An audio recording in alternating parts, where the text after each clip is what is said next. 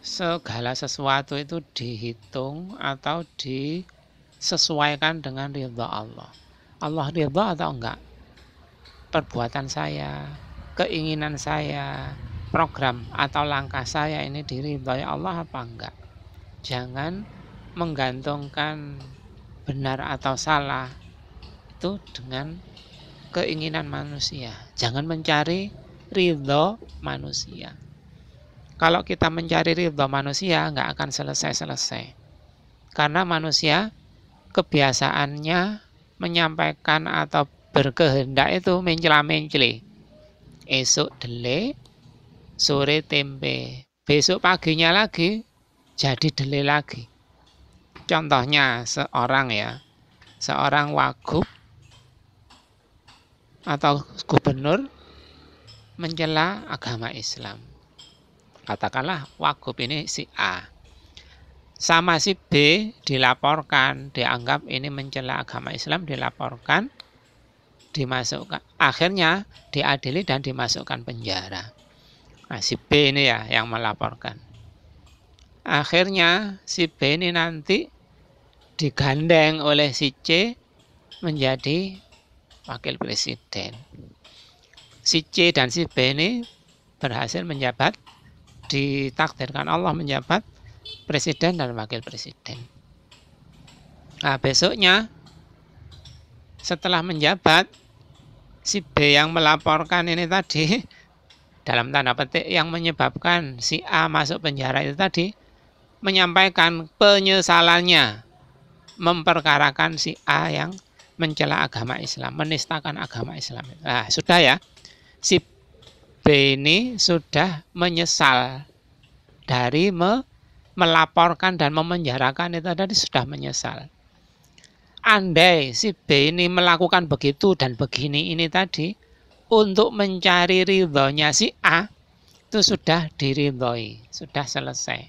Nah, nanti setelah 5 tahun masa jabatannya presiden itu habis, si A ini tadi yang dijebloskan ke penjara ini tadi nggak membantu si C dan si B dalam berprogram. Mungkin si C dan si B ini tadi mencalonkan anaknya menjadi presiden lagi, nggak dibantu. Tapi si A ini membantu rivalnya anaknya presiden itu tadi. Alasannya si A mengatakan si B itu tadi memenjarakan saya. Kemarin 5 tahun yang lalu mau menjarakan saya, sehingga saya sekarang nggak memilih dia dan mengampanyekan untuk masyarakat, agar masyarakat memilih rivalnya anaknya si C yang atau si B yang dulu menjadi presiden itu. Nah, itu sudah berkorban, menyesal dari memenjarakan itu tadi, sudah berkorban, menyesal dalam tanda petik demi mendapatkan ridhonya si A itu. 5 tahun berikutnya si A enggak menerima penyesalan itu. Cek dielek-elekno, cek dimusuhi. Itu namanya kasihan. Langkahnya si B yang sudah terlanjur menyesali, memenjarakan itu tadi loh. Nah, andai si B itu menyesal itu karena demi mencari ridhonya si A, dia nggak dapat ridho dari si A. Eman. Nah, itu karena mencari ridho manusia. Apapun sebenarnya ya, seharusnya sejak dulu itu apapun yang dijalani, apapun langkah yang diterapkan, yang dijalankan, harus mendasarkan setiap langkahnya itu kepada ridho Allah. Allah ridho atau enggak? Saya memenjarakan, melaporkan si A ini tadi karena menistakan agama, itu landasannya diridhoi Allah apa enggak? Kalau diridhoi, oke, dijalankan. Nah, setelah dijalankan enggak perlu disesali, karena sudah dijalankan berdasarkan mencari ridho Allah, mengharap ridho Allah.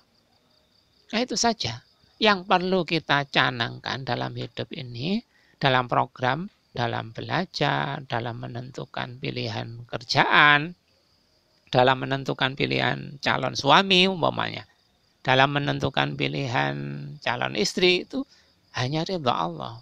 Jangan karena mencari ridho manusia. Nggak akan sampai kita mendapatkan ridhonya semua manusia, itu nggak akan sampai.